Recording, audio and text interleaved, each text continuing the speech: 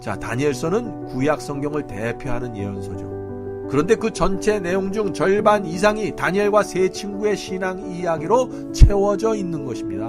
왜 그럴까요? 이상하지 않습니까? 요한계시록의 경우에는요, 처음부터 그 끝까지 계시와 예언으로 채워졌습니다.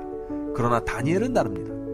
다니엘서의 절반이 다니엘의 신앙 이야기로 채워진 이유는 다니엘의 신앙과 성품이 있어야만 마지막 환난과 시련을 통과할 수 있기 때문입니다. 사랑하는 성도 여러분, 이것은 굉장히 중요한 개념입니다. 이 말씀을 꼭 마음에 넣어두시기 바랍니다.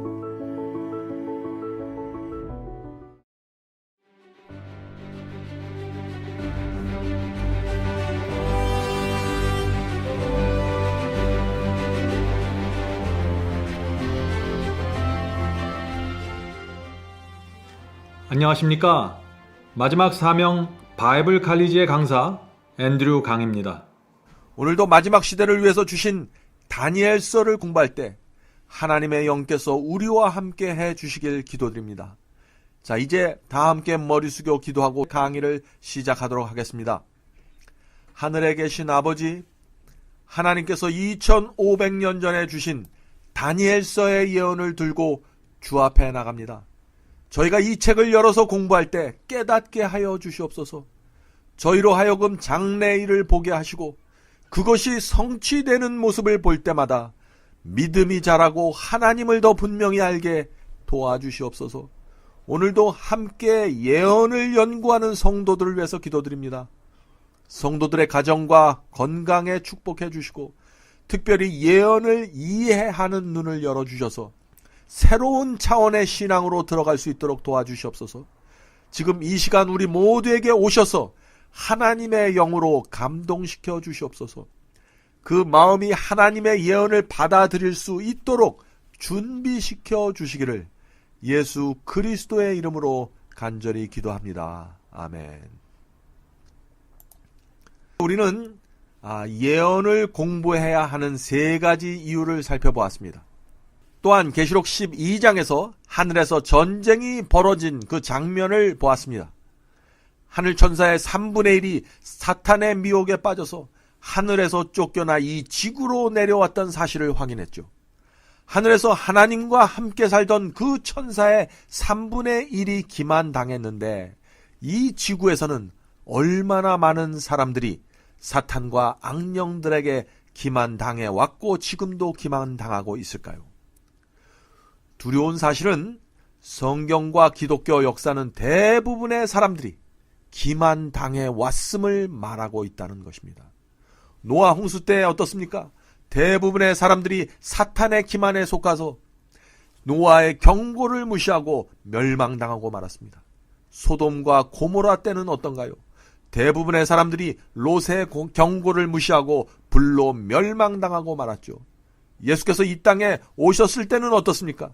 대부분의 유대인들과 제사장들이 사탄의 미혹에 속아 율법주의에 빠졌고 그 결과 메시아를 알아보지 못하게 되었습니다. 그들은 매주 회당에서 예배드렸습니다. 날마다 메시아를 상징하는 어린 양을 잡아 죽이는 그 제사를 신실하게 드렸습니다. 그러나 그리스도를 십자가에 매달아 죽이는 일을 벌이게 된 것입니다. 사탄의 치명적인 기만에 속았던 것입니다. 그러한 역사는 중세기를 거쳐서 지금까지 계속되고 있는 것입니다. 역사와 예언을 살펴보면 사탄의 기만과 미혹이 일어날 때마다 대다수의 사람들이 멸망당하는 장면을 우리가 보게 되는 것입니다. 사탄과 하나님 사이에 벌어지는 이 전쟁에는 특징이 있는데 두 가지가 있습니다. 이 전쟁의 첫 번째 특징은 중간은 없다는 것입니다. 중간은 없습니다. 사람이든지 천사든지 모든 존재들은 하나님과 사탄 사이에 한 편을 분명하게 결정해야 하는 것입니다.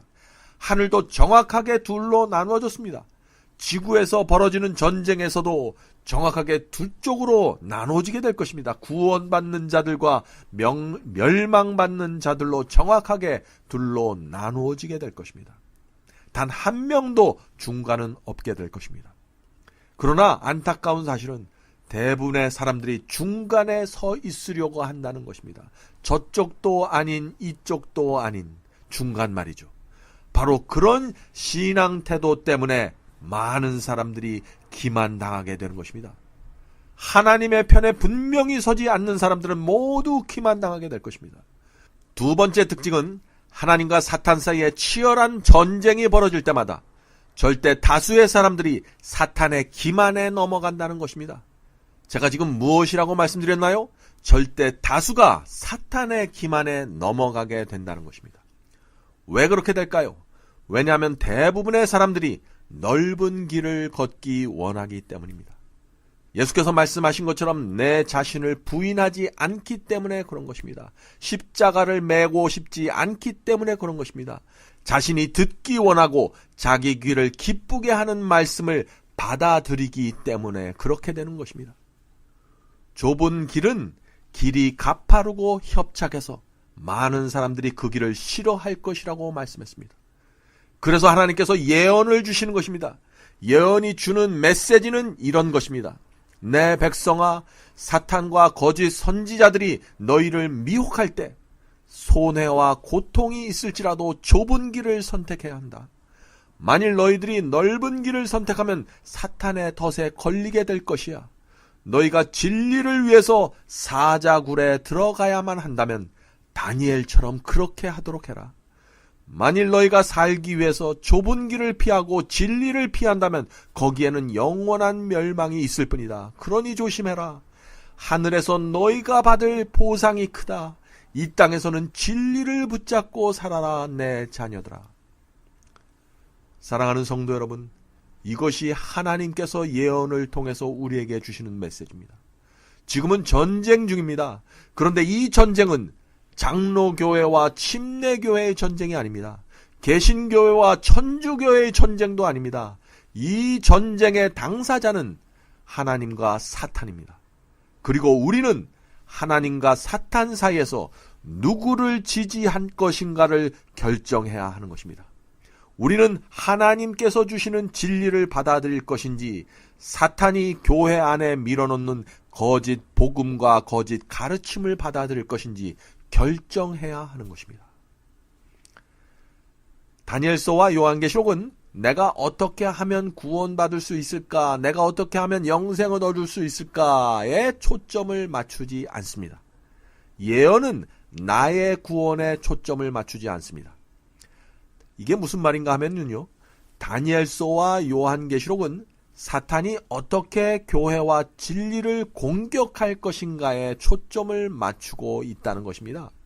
그래서 사탄이 교회를 이때 이런 방법으로 공격할 것이다. 그러므로 그때 성도들은 이 길로 가지 말고 저 길로 가야 한다라는 것을 말해주는 것이 다니엘서와 요한계시록입니다. 그렇다고 하면 우리의 구원은 어떻게 될까요? 우리의 구원은 예언이 알려주는 그 메시지를 받아들이는 태도에 의해서 결정되는 것입니다. 그리스도께서 이 땅에 탄생하셨을 때 메시아의 탄생에 대한 예언을 어떻게 이해하고 받아들였는가에 따라서 구원이 결정되었던 것처럼 각 시대마다 예언을 받아들이는 그 사람들의 태도에 따라서 그 각자 구원과 멸망이 결정되게 되는 것입니다. 또한 구원은 하나님과 사탄 사이의 전쟁에서 내가 끝까지 하나님의 편에 서 있는가로 결정되고 얻어지게 되는 것입니다. 하나님의 승리를 위해서 내 생애를 바친 결과로 자연스럽게 얻어지는 열매가 바로 구원인 것입니다. 이것이 예언을 통해서 보는 인간의 구원입니다. 다니엘과 요한계시록에 나타난 그 구원관 속에는요, 믿기만 하면 구원받습니다. 또 나는 한번 믿고 회개했으므로 내가 어떻게 살든지 이제 내 구원은 무조건 보장되어 있습니다. 라는 이런 통속적인 믿음이 도무지 발을 붙일 수가 없는 것입니다. 오늘날 그런 가르침이 교회 안에 많이 들어와 있죠? 다니엘과 요한계시록 속에서는 그런 믿음이 결코 발붙일 수 없다는 것입니다. 그래서 사도 바울은 고린도전서 4장 9절에 이런 말씀을 했죠. 우리는 세계 곧 천사와 사람에게 구경거리가 되었노라. 자, 이 말씀이 무슨 뜻입니까? 지금 우주 세계와 천사들은 우리의 결정과 선택을 지켜보고 있다는 것입니다. 구경하고 있다는 것입니다. 하늘 왕의 아들이 이 땅에 내려와서 십자가에 돌아가셨는데 그 피로 인류가 구원받을 수 있는 길이 열렸는데 지금 사람들이 그 십자가의 은혜를 어떻게 받아들이고 있는가를 지켜보고 있다는 것입니다. 과연 그리스도의 피 묻은 그 은혜가 사람들의 마음과 생애를 변화시킬 수 있는가를 지켜보고 구경하고 있다는 것입니다. 그것만이 아니죠. 또한 거짓 선지자와 악령들이 어떻게 성도들을 기만하고 하나님이 그것에 대항해서 어떻게 당신의 백성을 인도하는가를 지켜보고 있는 것입니다. 하나님께서 우리 모두를 하늘까지 인도해 주실 것입니다. 그것은 틀림없는 진실입니다. 그런데 무엇을 통해서 우리를 인도해 주실까요? 성경 말씀과 예언을 통해서 인도해 주시는 것입니다.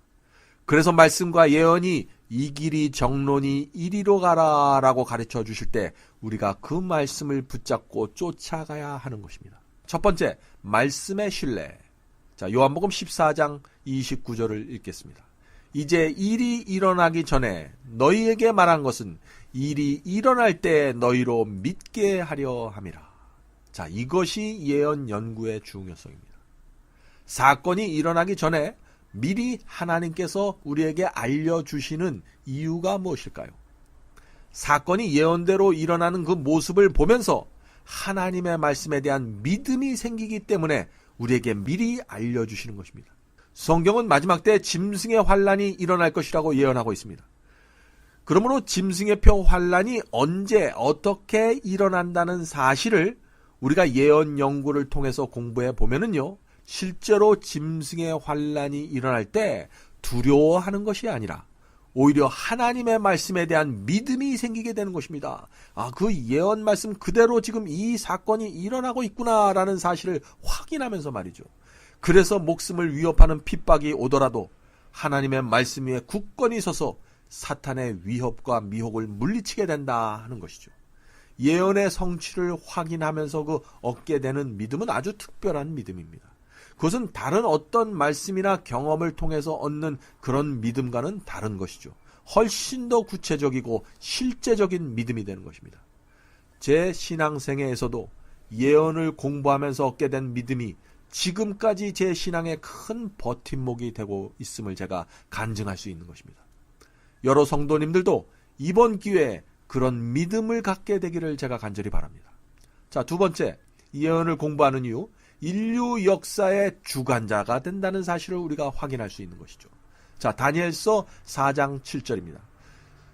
지극히 높으신 자, 하나님을 말씀하는 거죠. 지극히 높으신 자가 인간 나라를 다스리시며 자기의 뜻대로 그것을 누구에게 주시며 또 지극히 천한 자로 그 위에 세우는 줄을 알게 하려 함이니라 하였느니라. 자, 이 말씀이 무슨 뜻인가요?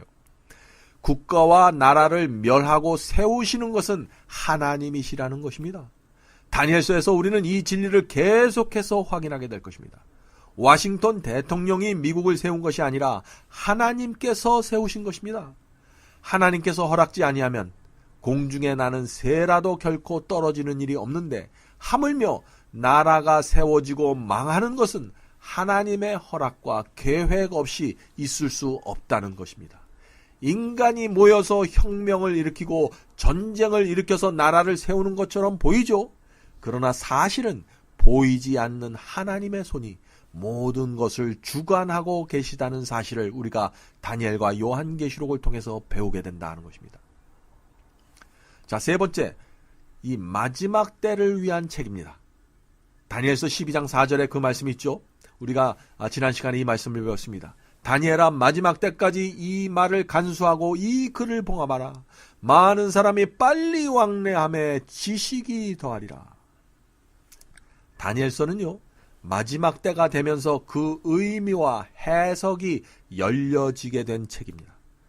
다니엘서는 2600년 전에 기록된 책이지만 마지막 때를 살고 있는 저와 여러분을 위해서 주신 책입니다.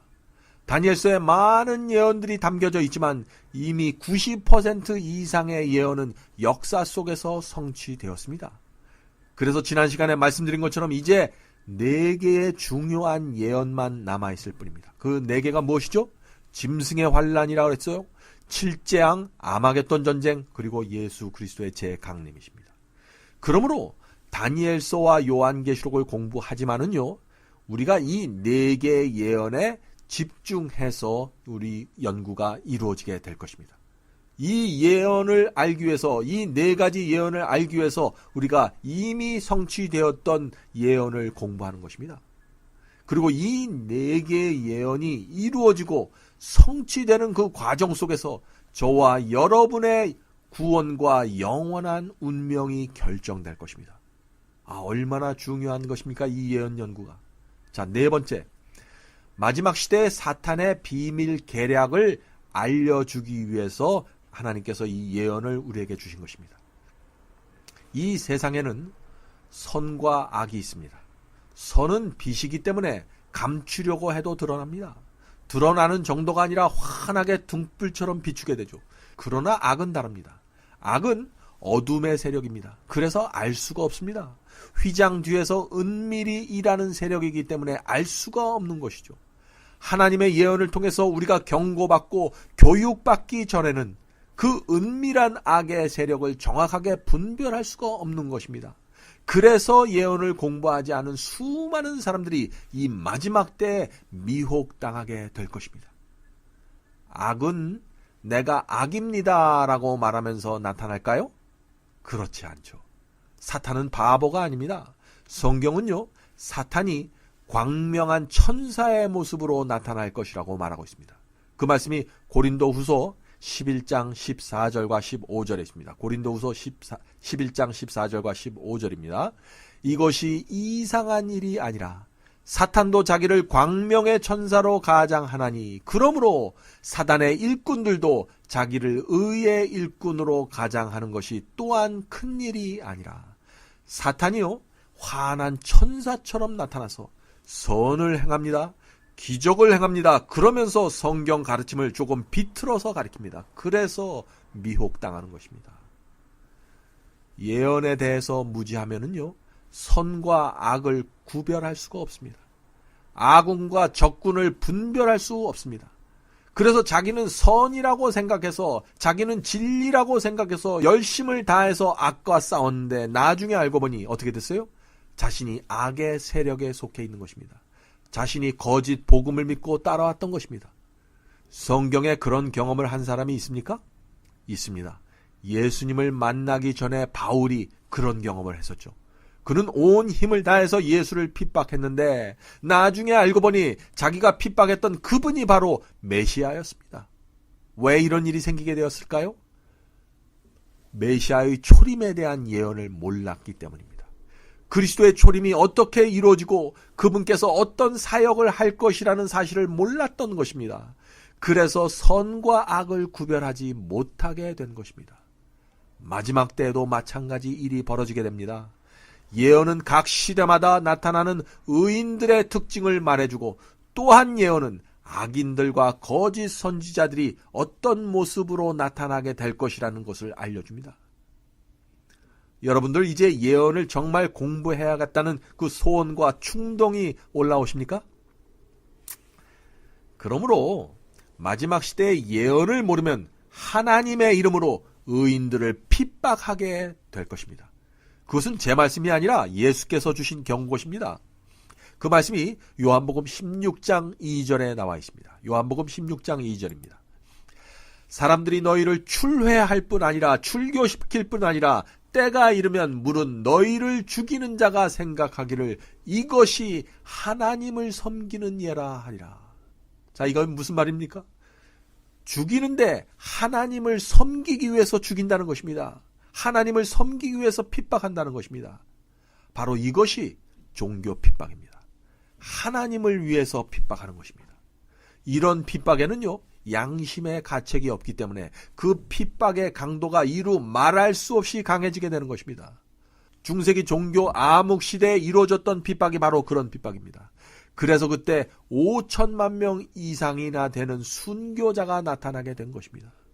그런 미혹과 기만이 이제 우리 앞에 놓여 있는 것입니다. 마지막 시대의 짐승의 표 환란도 사람들이 하나님께 영광을 돌려야 한다는 그 신념으로 의인들을 핍박함으로써 이루어지게 되는 것입니다. 이것은 굉장히 중요한 개념입니다. 자, 다섯 번째, 마지막 때 하나님의 지시를 받기 위하여 우리가 예언을 공부해야 하는 것이죠. 자, 아모스 3장 7절에 그 말씀이 있습니다. 이 말씀은 중요한 말씀입니다. 주 여호와께서는 자기의 비밀을 그종 선지자들에게 보이지 아니하고서는 결코 행하심이 없으리라. 자, 이 말씀에 나오는 비밀은 구원과 멸망의 계획에 대한 비밀을 말하는데, 하나님께서 그 구원과 멸망의 그 계획을 미리 성도들에게 알려주지 않고서는 결코 그것을 행하지 않으시겠다는 것입니다. 얼마나 감사합니까? 이 말씀은 하나님의 약속입니다. 우리는 바로 이 약속을 믿고 지금 예언을 공부하고 있는 것입니다. 그러므로 짐승의 표 환란이 오기 전에, 예수께서 이 땅에 오시기 전에 반드시 우리에게 마지막 시대의 비밀을 가르쳐 주실 것이라는 그 믿음을 갖고 이 시간에 우리가 예언을 살펴보는 것입니다. 다니엘서의 각 장별 요약과 시간성입니다. 자, 이 차트가 조금 복잡해 보이죠? 그러나 제가 간단하게 설명해 드리겠습니다. 이 도표는 다니엘서의 각 장에 나오는 예언이 언제 시작해서 언제 끝나게 된다는 것을 보여주는 막대 그래프와 같은 내용입니다. 자, 자세한 내용은 우리가 그 실제 내용에 들어가서 나중에 설명해 드리도록 하겠습니다. 이 도표를 보면은요, 거의 비슷한 기간의 예언이 4번이나 반복되어 있습니다. 바벨론, 페르시아, 그리스, 로마에 대한 예언이 반복해서 4번 나오는 것을 우리가 볼 수 있는 것입니다. 이 4제국에 대한 예언이 다니엘서 2장에서는 금신상을 통해서 나옵니다. 다니엘서 7장에서는 바벨론, 페르시아, 그리스, 로마에 대한 이 예언이 4짐승과 작은 뿔을 통해서 설명되어집니다. 또 8장에서는 수양과 수염소로 또 계시가 나타내지고 있습니다. 또 11장에서는 또 다른 모습으로 나타납니다. 처음에는 단순하게 설명하지만 점점 더 구체적으로 확실하게 우리에게 보여주는 것입니다. 하나님께서는 왜 4번이나 반복해서 이 비슷한 예언을 우리에게 계속해서 보여주고 계실까요? 거기에는 2가지 이유가 있습니다. 첫 번째 이유는 하나님께서 주고자 하는 예언이 중요할 때 하나님께서는 반드시 그 예언을 반복해서 보여주십니다. 하나님의 백성이 반드시 알아야 할 경우에 하나님께서는 다니엘서와 요한계시록 이곳저곳에 동일한 예언을 반복해 주십니다. 또 2번째 이유가 있습니다. 2번째 이유는 성도들이 예언의 전체 장면을 정확하게 이해할 수 있도록 하기 위해서 반복해 주십니다. 만일 제가 히말라야 산을 다녀와서 여러분들에게 그 히말라야 산 전체 모습을 보여주려면 어떻게 해야 할까요? 히말라야 산을 여러 방향에서 찍은 사진을 보여주는 것이 가장 효과적이겠죠? 그렇게 해야만 여러분 머릿속에 히말라야의 그 웅장한 모습이 연상될 수 있을 것입니다. 마찬가지입니다. 하나님께서도 여러 각도에서 본 예언을 반복해서 주시는 이유가 있는 것입니다. 우리 마음속에 장래에 일어날 그 일들을 정확하게 보여주기 위해서 이렇게 저렇게 계속해서 반복해서 보여주는 것입니다. 자, 이제 다니엘서가 어떻게 구성되었는지 살펴보도록 하겠습니다. 이 부분은 교재에는 없지만은 중요한 내용이기 때문에 제가 설명드리겠습니다. 다니엘서는 총 12장으로 되어 있습니다. 그런데 정확하게 둘로 나누어져 있습니다. 1장부터 6장은 다니엘과 세 친구의 신앙과 경험이 중심이 되어 있습니다. 그러나 7장부터 12장까지는 예언이 중심이 되어 있습니다. 1장부터 6장까지는 예언이 다니엘서 2장에 한 번만 나옵니다. 그래서 1장부터 6장까지의 내용 거의 전체가 다니엘과 세 친구들 신앙 이야기에 중점을 두고 있습니다. 그런데 7장 이후부터 마지막 12장까지는 매 장마다 중요한 예언이 계속해서 나옵니다. 자, 다니엘서는 구약 성경을 대표하는 예언서죠. 그런데 그 전체 내용 중 절반 이상이 다니엘과 세 친구의 신앙 이야기로 채워져 있는 것입니다. 왜 그럴까요? 이상하지 않습니까? 요한계시록의 경우에는요, 처음부터 그 끝까지 계시와 예언으로 채워졌습니다. 그러나 다니엘은 다릅니다. 다니엘서의 절반이 신앙 이야기로, 다니엘의 신앙 이야기로 채워진 이유는 다니엘의 신앙과 성품이 있어야만 마지막 환난과 시련을 통과할 수 있기 때문입니다.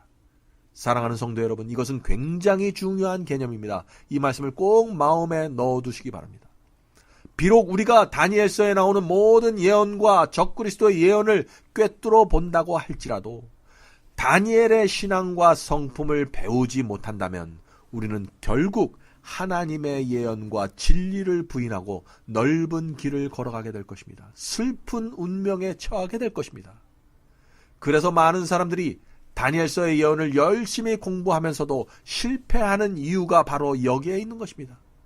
다니엘의 신앙과 그 세 친구들의 성품의 그 중요성을 놓쳐버린 채 다니엘서의 그 예언 해석을 머리로만 이해하고 끝내기 때문에 그런 일이 생기는 것입니다. 그런 식으로 다니엘서를 공부하면 다니엘서를 모두 이해한다고 할지라도 하나님과 사탄의 전쟁이 벌어질 때 우리가 하나님의 편에 서는 전격적인 신앙과 믿음이 생기지 않게 될 것입니다. 이것은 중요한 얘기입니다. 다니엘서 이전에는요, 복음의 중심지가 예루살렘이었습니다. 그러나 남방 유다가 바벨론에게 패망함으로 히브리인들이 바벨론의 그 포로로 잡혀왔죠. 다시 말해서 복음의 중심지가 예루살렘에서 바벨론으로 옮겨지게 된 것입니다. 인간의 안목으로는 이스라엘의 실패이고 패망이죠. 그러나 영적인 눈으로 보면은 복음 전도의 본부가 바벨론으로 옮겨가는 것이라는 것입니다. 하나님께서는 왜 복음센터를 예루살렘에서 바벨론으로 옮기셨을까요? 왜냐하면 예루살렘이 배도하고 패역했기 때문에 더 이상 효율적으로 복음을 전할 수 있는 선교 기지가 되지 못했던 것입니다. 그래서 하나님께서 선교 본부를 바벨론으로 옮겨가게 된 것이죠. 여기서 한 가지 중요한 진리를 말씀드리겠습니다. 하나님께서는 당신의 놀라운 섭리를 이루시는데 극소수의 사람을 통해서 이루십니다. 많은 경우에 그렇게 하십니다. 다니엘서에서도 다니엘과 세 친구를 이용해서 하나님께서는 바벨론 제국과 인근 국가들에게 복음을 성공적으로 전파하셨습니다. 바벨론에 잡혀온 수많은 히브리인들이 있었지만 그 중에는 똑똑한 사람들도 있었고 율법사들도 많았지만 하나님께서는 소년 다니엘과 그의 세 친구를 통해서 바벨론을 뒤집어 엎는 놀라운 일을 행하시는 것입니다. 성경에는 그런 역사가 많이 나옵니다. 기드온 이야기에서도 볼 수 있듯이 하나님께서는 소수의 사람들을 통해서 전쟁을 승리로 이끄셨습니다. 하나님께서는 사람의 숫자를 의지하지 않으십니다. 한 사람 또는 불과 몇 사람의 헌신과 희생을 통해서 놀라운 역사를 이루신다는 것이 성경의 사상입니다. 하나님께서는 왜 사탄과의 전쟁을 그런 식으로 치르실까요?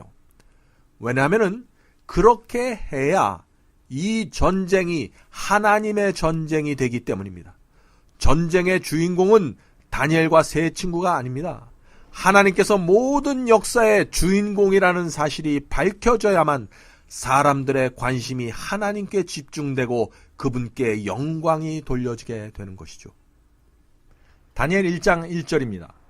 유다왕 여호야김이 위에 있은지 왕위에 오른지 3년에 바벨론 왕 느부갓네살이 예루살렘에 이르러 그것을 애워쌌더니.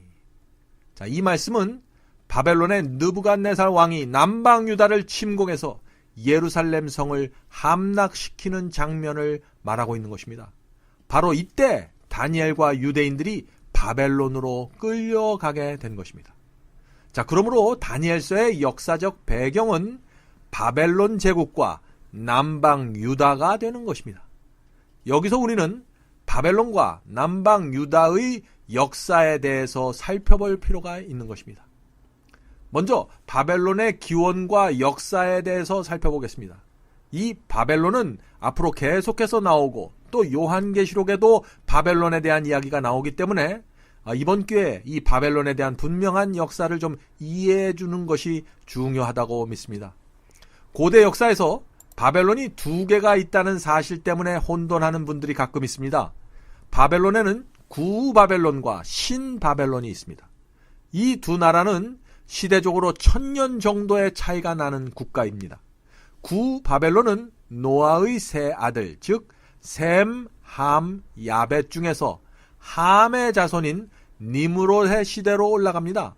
이 놀라운 것은 노아의 증손자인 니므롯이 모든 이교 신앙의 원조가 되었다는 사실입니다. 이교 신앙과 바벨론 신앙을 이야기할 때 니므롯을 빼놓고는 이야기할 수가 없는 것입니다. 니므롯은 자기 할아버지가 노아 홍수를 경험했던 산 증인인데도 불구하고 그가 바벨탑을 쌓는 주역이 되었던 것입니다. 자, 어떻게 그런 일이 생기게 되었을까요? 노아의 신앙이 그 후손들에게 넘어가지 못했기 때문에 생긴 비극입니다. 부모의 신앙이 자녀에게 넘어가고 또 그 다음 세대까지 전달되는 것이 정말 쉬운 일이 아닌 것 같습니다. 노아 홍수도 부모의 신앙이 자녀에게 전달되지 않았기 때문에 온 것이죠. 아담과 하와가 범죄한 이후 10세대가 지나면서 하나님께서 이 세상을 물로 심판할 수밖에 없는 상황이 되어버리고 말았었죠.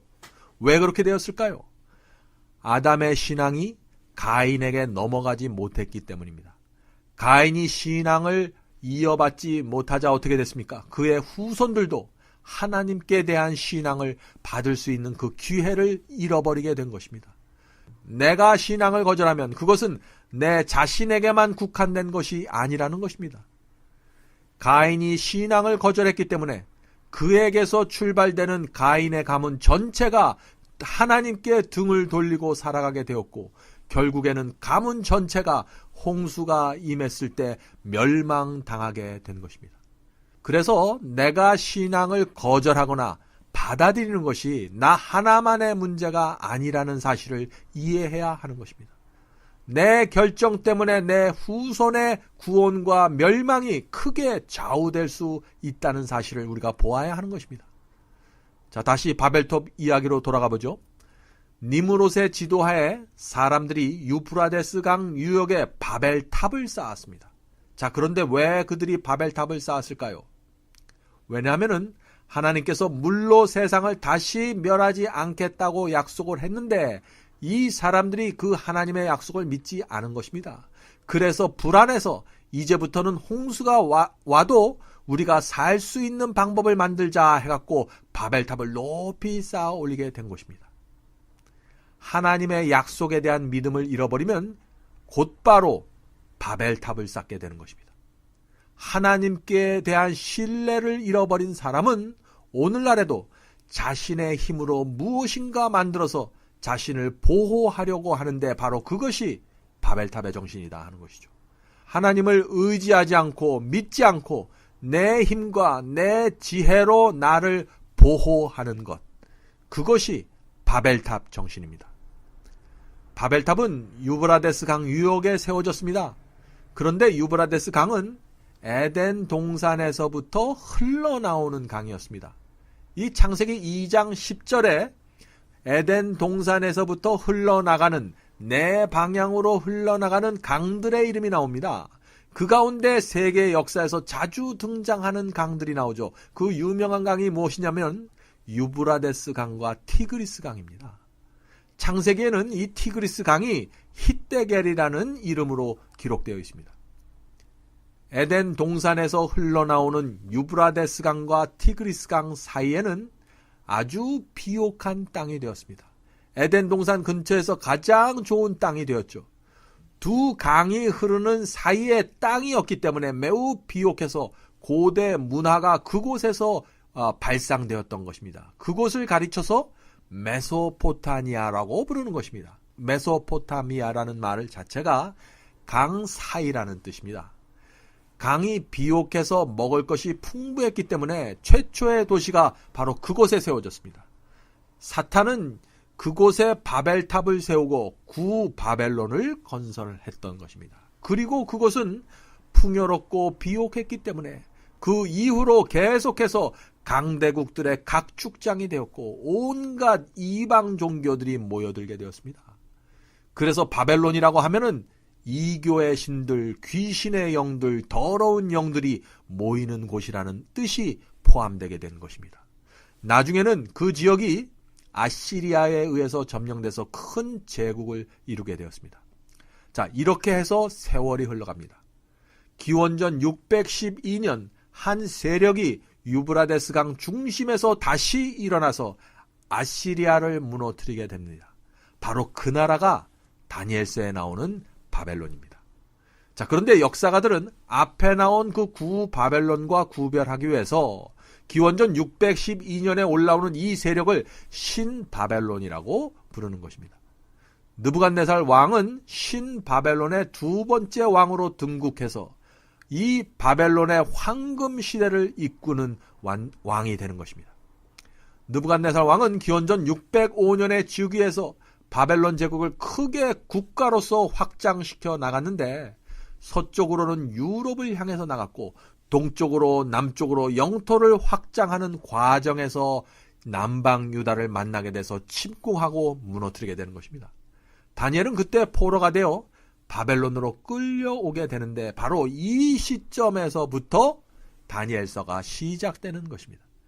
다니엘서는 다니엘이 바벨론의 포로로 잡혀 있는 동안에 기록한 것이 대부분인데 다니엘서 후반부에는 메데 페르시아 시대에 기록된 부분도 있습니다. 오늘은 여기까지 하겠습니다. 내일은 남방 유다의 멸망에 대해서 살펴보겠습니다. 하나님께서 세우시고 이끄신 그 남방 유다가 어떻게 하다가 멸망되었고 왕족들과 다니엘이 포로로 끌려가는 상황이 되었는지 내일 우리가 살펴보도록 하겠습니다. 오늘 하루도 하나님의 음성을 들으면서 사시길 제가 간절히 간구합니다. 이제 기도하고 마치겠습니다. 하늘에 계신 아버지, 오늘 저희가 배운 말씀 위에 축복해 주셔서 우리의 마음에 깨우침을 주시고 저희 생애를 인도해 주시길 간구합니다. 오늘 들은 말씀이 허지로 돌아가지 않도록 저에게 열심을 주시고 진리를 사모하는 영을 퍼부어 주시옵소서. 내일 다시 만날 때까지 성령께서 저희 모두를 지켜주시기를 예수 그리스도의 이름으로 간절히 기도드립니다. 아멘. 성도 여러분 모두를 바이블 칼리지에 초청합니다. 여러분의 핸드폰에 마지막 사명 앱을 다운 받으시면 누구나 바이블 칼리지를 들으실 수 있습니다. 누구든지 원하는 시간에 오셔서 강의를 들으실 수 있습니다. 물론 무료로 들으실 수 있습니다. 다양한 주제의 강의가 이루어집니다. 기독교 역사와 수많은 교파들이 나누어진 이유와 배경에 대해서 말씀드립니다. 또 천주교와 개신교의 차이점을 살펴봅니다. 로마서, 갈라디아서, 예정론, 7년 환란과 이스라엘 제3성전, 성령을 받는 방법, 참된 방언이란 무엇인가, 참된 거듭남과 중생의 경험, 이런 주제들로 기독교인들이 꼭 알아야 할 문제들을 다루게 됩니다. 성경절 하나하나 찾으면서 설명해 드리기 때문에 새로 신앙을 시작한 분들도 누구나 쉽게 분명하게 이해할 수 있습니다. 제가 최선을 다해 설명해 드립니다. 이번 기회에 여러분의 신앙을 말씀의 반석 위에 세우게 되길 제가 간절히 바랍니다. 그럼 바이블 칼리지에서 여러분을 찾아뵙겠습니다. 감사합니다.